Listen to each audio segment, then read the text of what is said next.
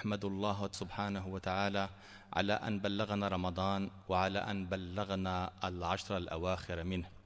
فقد أمرنا رسولنا الكريم عليه أفضل الصلاة وأزكى التسليم أن نتحرى ليلة القدر في العشر الأواخر من رمضان، لحديث أمنا عائشة رضي الله عنها حيث قالت: كان رسول الله صلى الله عليه وسلم يجاور في العشر الأواخر من رمضان ويقول: تحروا ليلة القدر في العشر الأواخر من رمضان. فكيف يكون هذا التحري فضيلة الشيخ عمر مهوبي إمام مسجد السيدة زينب بقسنطينة؟ أعوذ بالله السميع العليم من الشيطان الرجيم. بسم الله الرحمن الرحيم.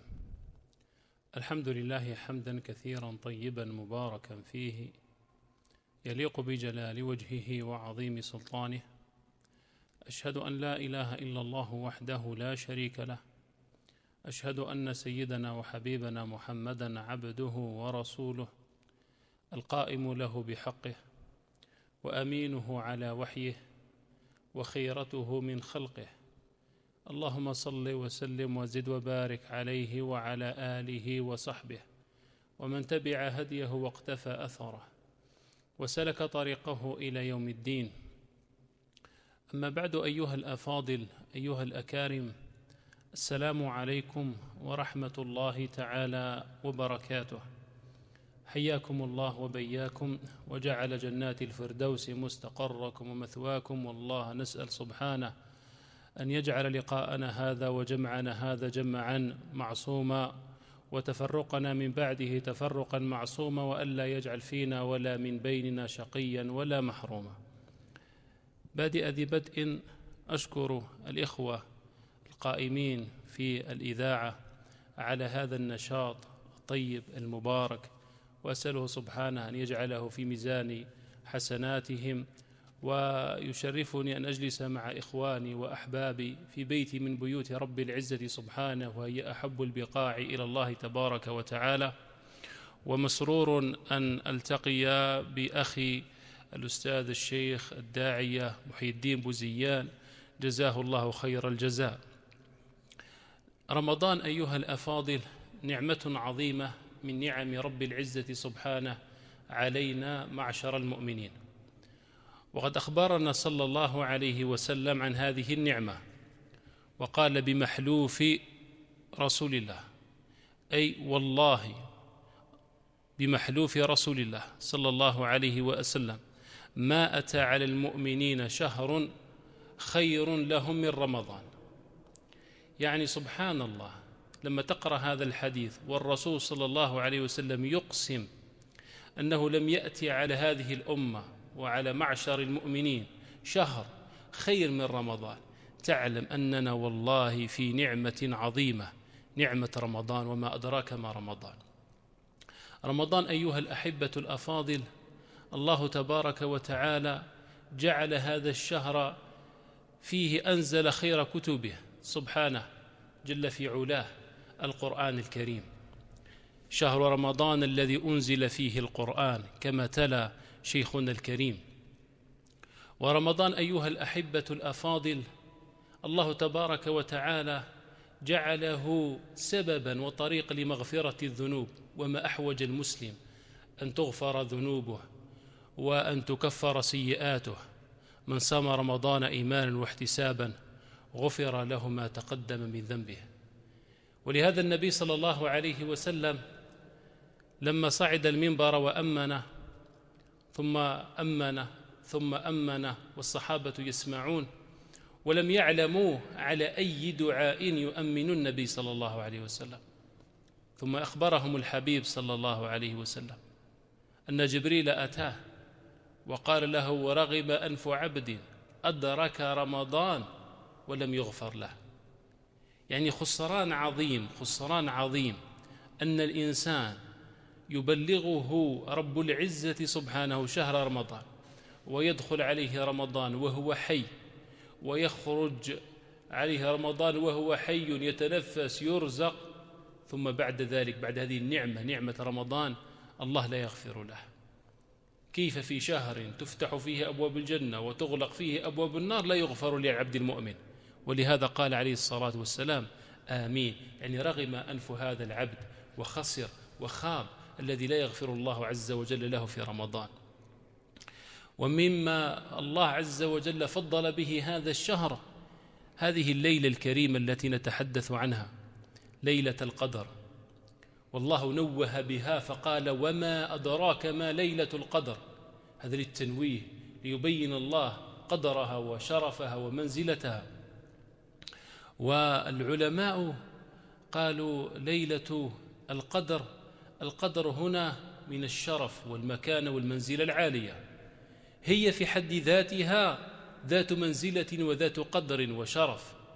والذي يحييها والذي الله عز وجل يوفقه للعمل الصالح فيها هذا الإنسان صاحب قدر ومنزلة وشرف. ولهذا الله عز وجل سماها ليلة القدر.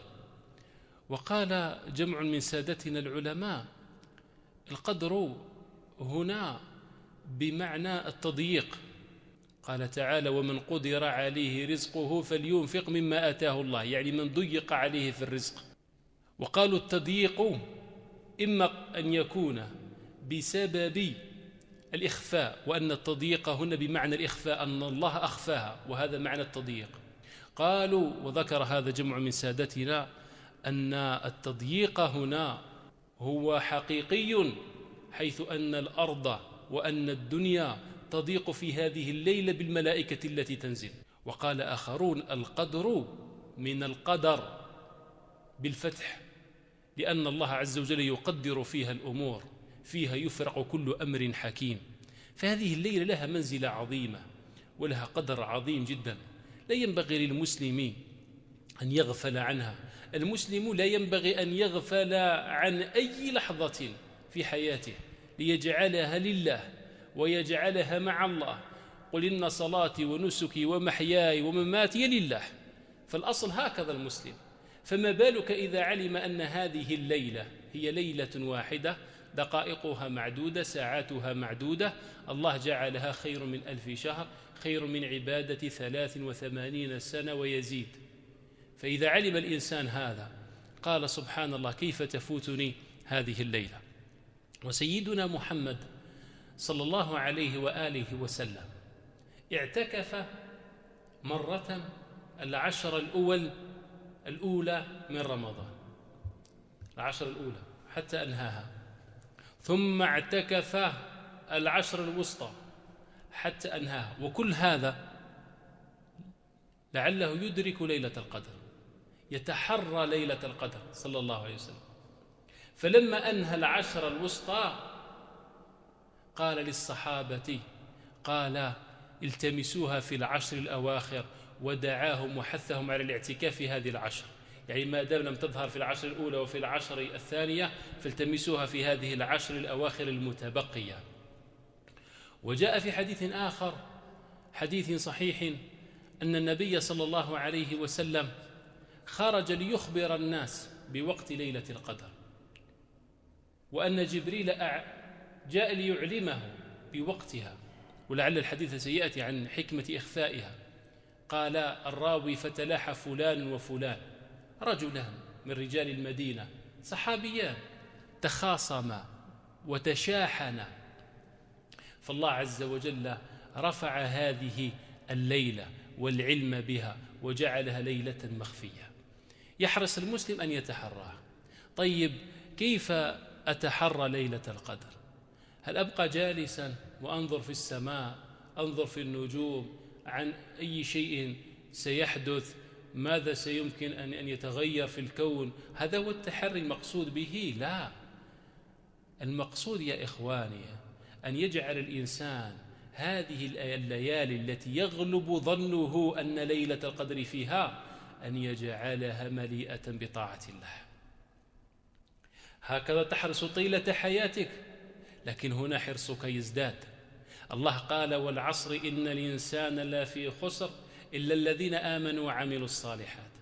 الذي يملأ العصر، الزمان، الوقت بالإيمان والعمل الصالح، هذا الذي ينجو من الخسارة. هذا جميع وقتك ينبغي أن يكون هكذا، لكن هذه الليلة ليلة خاصة لا ينبغي أن تفوت. فينبغي الإنسان أن يحرص في أول ليلة من ليالي رمضان أن يحرص على طاعة الله، فإذا جاءت العشر اجتهد أكثر، وكان حاله صلى الله عليه وسلم هكذا. جاء في حديث الصحيح حديث من عائشة رضي الله تعالى عنها قالت: كان رسول الله صلى الله عليه وسلم إذا دخل العشر، وتقصد العشر الأخيرة من رمضان، قالت: أحيا الليل وشد مئزره وأيقظ أهله. أحيا الليل يعني أكثر الليل، جعله قياما وذكرا وقراءة للقرآن صلى الله عليه وسلم.